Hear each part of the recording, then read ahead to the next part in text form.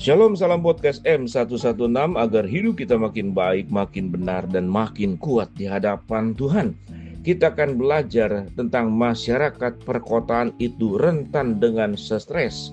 Kaum urban atau mereka yang tinggal di kota besar dianggap punya keluhan lebih tinggi soal stres, terlebih di era yang serba cepat seperti sekarang ini. Riset berjudul Stress Factor in Modern Urban Lifestyle, An Indonesian Perspective yang ditulis oleh Susmalija Suswondo menyebut lingkungan kota besar memberikan tekanan hidup lebih tinggi dibandingkan lingkungan pedesaan atau kota kecil. Kehidupan di kota besar membuat masyarakat dituntut untuk bisa mengikuti gaya hidup modern seperti kehidupan yang sibuk. Penelitian tersebut menyebut banyak orang di kota meninggalkan rumah pagi-pagi sekali dan pulang larut malam. Ada banyak pekerjaan yang harus dilakukan sehingga mereka sibuk bekerja, sepertinya waktu terlalu singkat. Terlebih lagi, mereka sering harus melewati kemacetan lalu lintas yang sangat menegangkan dan membutuhkan banyak kesabaran. Lalu keragaman kegiatan. Di kota besar, banyak orang menemukan diri mereka berlari dari satu tempat ke tempat lain, melakukan kegiatan yang berbeda dalam periode yang sama. Banyak yang terlibat dalam lebih dari satu organisasi, baik karena minat atau status. Peningkatan pesat dalam teknologi memungkinkan bisnis untuk bergerak pada tingkat yang lebih cepat. Akibatnya menciptakan daya saing yang lebih kuat, ketat di dunia bisnis.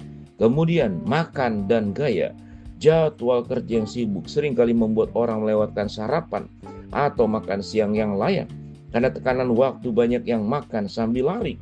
Banyak orang yang sekarang makan di luar dengan cukup sering mereka pergi ke restoran cepat saji yang tidak selalu menawarkan makanan bergizi. Kemudian kehidupan keluarga, suami istri, anak-anak menghabiskan lebih sedikit waktu bersama. Banyak perempuan yang bekerja menghadapi ketidaksesuaian antara perannya di kota-kota besar sebagai ibu dan sebagai karyawan.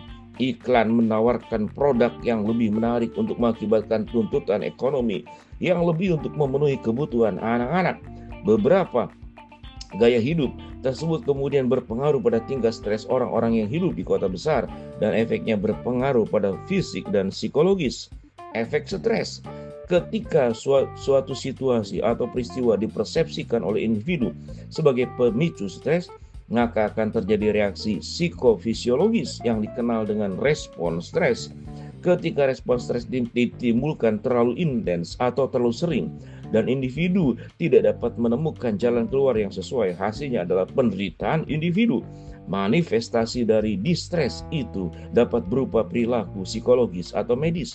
Dalam hal fisik, stres dapat berpengaruh pada jantung berdetak lebih cepat, meningkat keringat, bibir kering, perut mual. Sementara stres pada psikologis menimbulkan perasaan tegang, cemas, tidak bisa berkonsentrasi, ingin ke toilet, ingin meninggalkan situasi stres. Jika seorang mengalami gairah incest yang sering atau berkepanjangan, konsekuensinya dari penderitaan individu ini dapat berupa salah satu berikut: penyakit jantung, sakit punggung, stroke, tekanan darah tinggi, depresi, hingga gangguan tidur. Waduh, seram. Itulah resiko, yaitu stres tinggal di perkotaan. Pada akhirnya, kalau kita sudah mau tinggal di perkotaan, maka itu ada resiko. Dituntut kita serba cepat, dituntut kita punya kapasitas, kemampuan, dituntut juga adalah kemampuan kita beradaptasi dengan tekanan yang ada. Kalau kita bicara kemampuan beradaptasi dengan tekanan yang ada, maka dua cara untuk menyelesaikannya. Kurangi tekanan, itu tidak mungkin kalau di kota besar. Kita harus keluar dari kota besar. Tapi kalau tetap ingin di kota besar, maka kemampuan endurance kita, daya tahan kita menghadapi tekanan, itu yang perlu ditingkatkan. Skill kita yang perlu ditingkatkan, kemudian juga ketenangan kita yang perlu ditingkatkan, iman kita yang perlu ditingkatkan, sehingga kita mampu untuk beradaptasi dengan situasi kondisi tekanan yang ada. Sesuatu yang berat itu karena tidak terbiasa. Sesuatu yang berat akan menjadi lebih ringan tatkala kita membiasakan diri bersikap positif kepada tuntutan yang ada, meningkatkan seluruh aspek dalam diri kita, jauhi juga sikap-sikap hedonis, konsumtif, membelanjakan sesuatu yang tidak perlu, berani berkata tidak untuk hal-hal yang memang kita bisa hindari. Salah satu yang saya lakukan adalah saya seusaha mungkin, kalau tidak sangat perlu, untuk tidak pergi keluar untuk menemui sebuah event-event yang bisa dihindari, yang tidak wajib untuk hadir, yang sifatnya undangan. Maka ucapan disampaikan lewat media sosial, lewat WhatsApp, lewat voice note, atau lewat rekaman video, kita kirimkan kepada yang bersangkutan. Ya, ucapan selamat ulang tahun, menghindari juga makan, undang-undangan makan yang bisa dihindari.